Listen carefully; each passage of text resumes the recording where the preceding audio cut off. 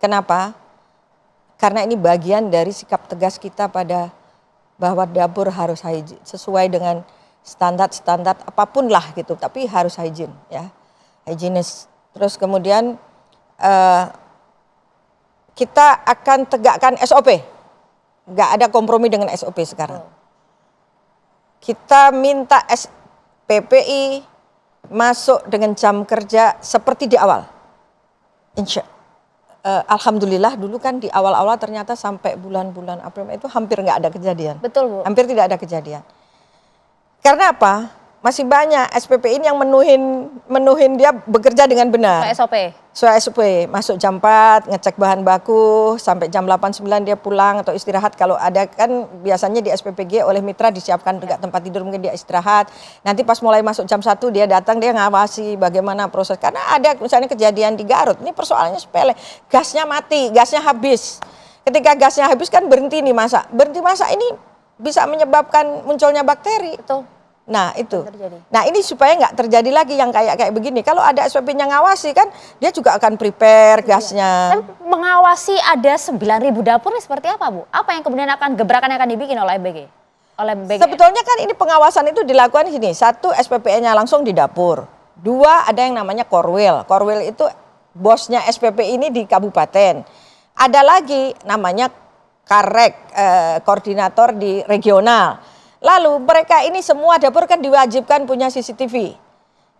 Anda bisa pantau itu nggak? Nanti sekarang ini kan belum udah tapi kayaknya nggak efektif. Kita sebentar lagi akan membangun MBG Hub. 30.000 dapur kita bisa, itu sekaligus akan menjadi newsroom. Wartawan semua boleh melihat di situ bagaimana dari 30.000 nanti akan bisa kita pantau. Panel kontrol gitu ya? Iya. Kita misalnya mau lihat mana nih dapur, cek Aceh nih, SPPG di mana di Biren atau di mana, nanti kelihatan. Ternyata lagi bisa jadi wartawan ikut ngecek setengah 1 malam nih. Waduh, kok udah pada tidur nih? Berarti dia SOP-nya salah nih. Wong dia harus mulai masak kok jam 1 jam 2 dia malah sudah tidur nih. Nah gitu.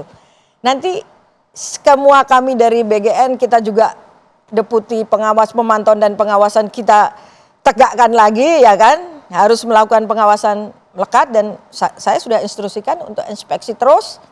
Ya, kemudian Karek, kemudian tadi Korwil ini harus nanti inspeksi tiap 2 minggu sekali melihat dapur-dapur ini.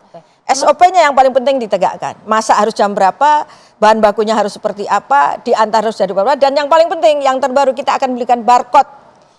Barcode di omprengnya. Jadi nanti ditertulis. Saya gimana ya, kan nggak bisa nunjukin gimana nih caranya membuka barcode. Barcode akan kemudian ditempatkan di setiap alat makan, Bu? Iya, jadi nanti ada barcode-nya, tulisannya ini dimakan, hanya boleh dimakan sampai jam ini. Jadi anak-anak tahu kalau sudah lebih jam 9 ini nggak boleh dimakan. Iya kan? Karena memang ini ada batasnya. Kalau kita di rumah kan, kenapa kalau kita di rumah kok bisa sore bisa dimakan? Kan sore diangetin. Karena ini nggak ada yang ngangetin. Jadi makanan itu setelah dimasak maksimal hanya boleh dimakan 6 jam setelah dimasak. Lebih dari itu berpotensi untuk terkontaminasi. Setiap kali terkontaminasi misalnya bakteri itu berkembang biak 2 kali lipat setiap 15 menit. Nah ini yang supaya anak-anak nanti tahu tidak dibawa pulang. Kalau dibawa pulang potensi karena ada kejadian nih dibawa pulang adiknya malah kena. Jadi barcode ini isinya apa saja, Bu, nanti? Tanggal. Bukan tanggal. Ya tanggal pastilah ini. Tapi makanan ini jam berapa waktu boleh dimakan. Misalnya hanya boleh sampai jam 9. Di atas jam 9 nggak boleh. Nggak boleh dimakan. Biar anak-anak tahu, ibu gurunya tahu, bapak gurunya tahu bahwa harus dimakan jam 9. Harus dimakan ini jam 12. Harus dimakan ini jam 7 pagi gitu. Karena sekolah-sekolah ini kan sudah mendaftarkan, sudah biasanya berdasarkan permintaan.